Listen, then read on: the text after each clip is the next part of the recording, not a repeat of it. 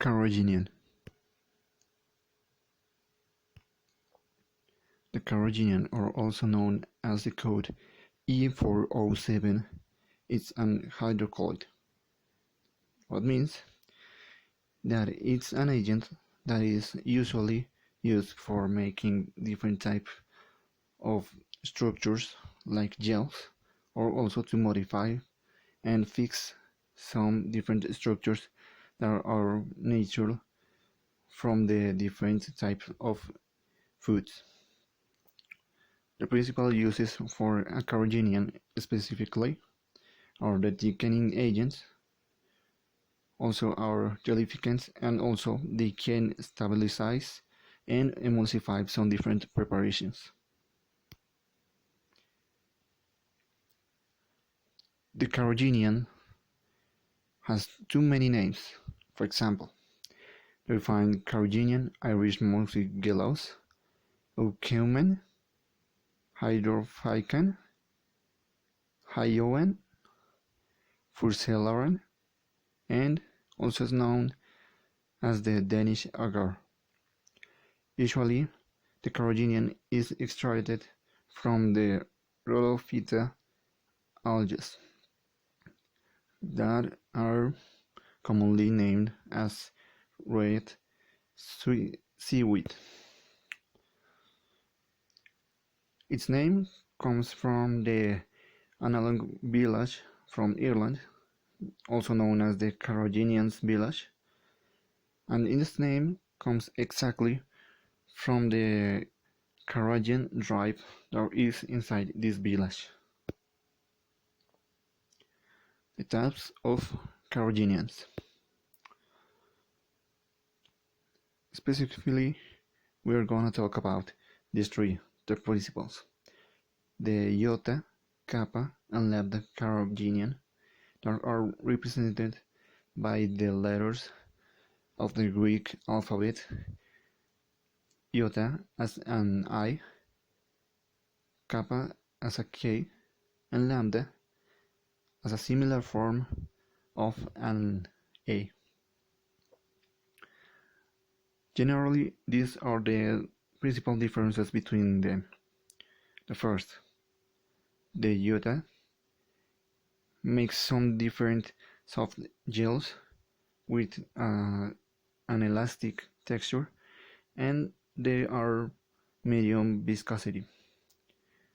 The kappa carrageenans usually are made to make different types of strong gels that are very fragile and that doesn't have much viscosity. The lambda gels, well, what to say, the lambda carrageenans doesn't make gels. Usually they are creamy and has some different types of high viscosities, but it doesn't make gels very well. Specifically, we're going to talk about, for example, in the case of the iota, we have three different types of characteristics. The first time, we're going to talk about the gelification process. Usually the iota carrageenans create weak gels and they need some calcium to make some elastic structures. Or also, we have to take account that the iota gels had many different types of medium viscosity and also represents a lot of thermoreversibility. And what is thermoreversibility? That means that the gels that are formed by the iota can be stated in both in solid and liquid depending on the temperature, so they can pass one to the other anytime as we want. Usually the dispersion method is made by making it soluble at cold water, and we have to add some sugar or also alcohol, but if we do it, we need to put just a little bit of alcohol.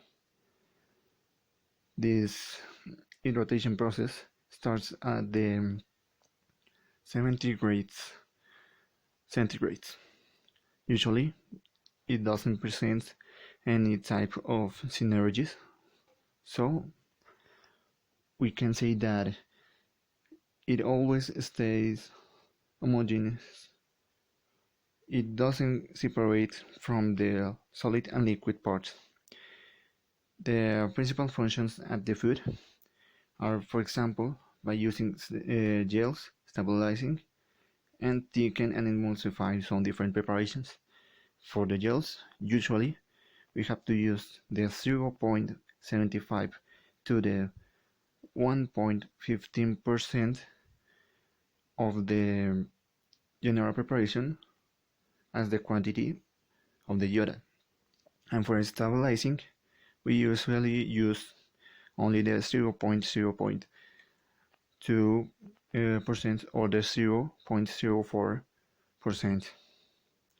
Usually we use the iota Carrageenan for making products like the dairy products generally, and especially for the ice cream, also for cheese.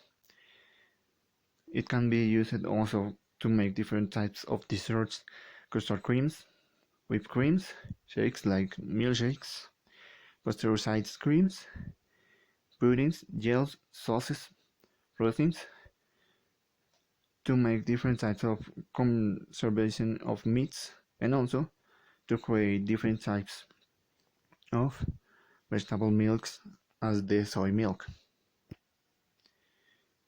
The kappa carrageenans.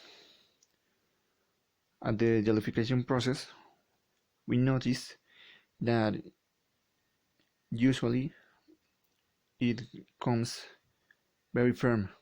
The gels that comes from the kappa carrageenans usually are very strong and fragile, and also it has to be using by these two elements. We can use the calcium, or also if we want we can use the potassium. Usually don't present any viscosity, or if it presents is very low.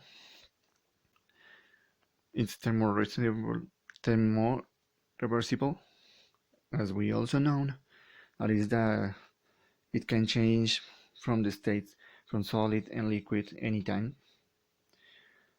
Usually for the dispersion process is very similar or exactly equal from the iota Carrageenan, because it is soluble on cold water and it uses sugar and just a little bit of alcohol instead of sugar if we want. But the difference is that in case that we use the sugar, we have to make it use it for the final part, because with the kappa carrageenan the sugar will not get very consistent and it don't get very stabilized. So if we want to use sugar, it has to be placed in the last part of the process. Also, it has the hydration process at more or less the 70 degrees. It presents synergies, so the liquid and solid parts get separate one from the other, and usually it hardens very quickly, more than the iota. The principal functions of the food are for making gels, so we use them 0.3% or the 2% of the general preparation by the kappa. It also serves as a thickening and emulsifying agent, and usually it is used for making different types of desserts, coating gels, firm and crunchy gels, in sometimes sauces and dressings. And the lambda, as it isn't an gelificating agent, it is important because it has very creamy texture and has high viscosity. It has solubility in cold water, but it only needs the cold water, not as the Jura and the Kappa Carrageenan. And usually, in this dispersion, the lambda comes something like a pseudoplasmatic substance. Usually, it doesn't present any synergies,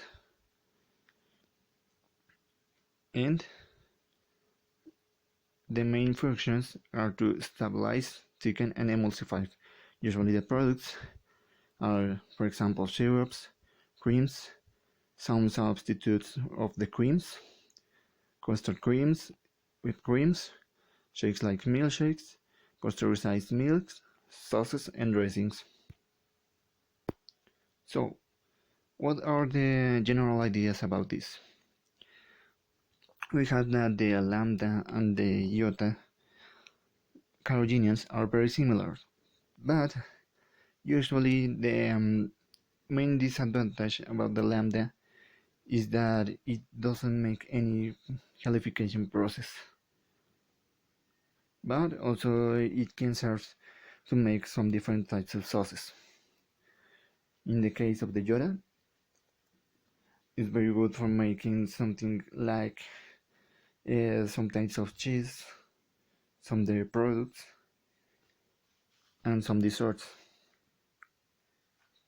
And the kappa usually are used for things that will need strong structure, that can be coated, and that they will maintain its form, but also for things that don't need any elasticity. If you want to know more, you can go to the links that are below in the description, and also you can go and search from this document, and the link there is in the description also. Thanks.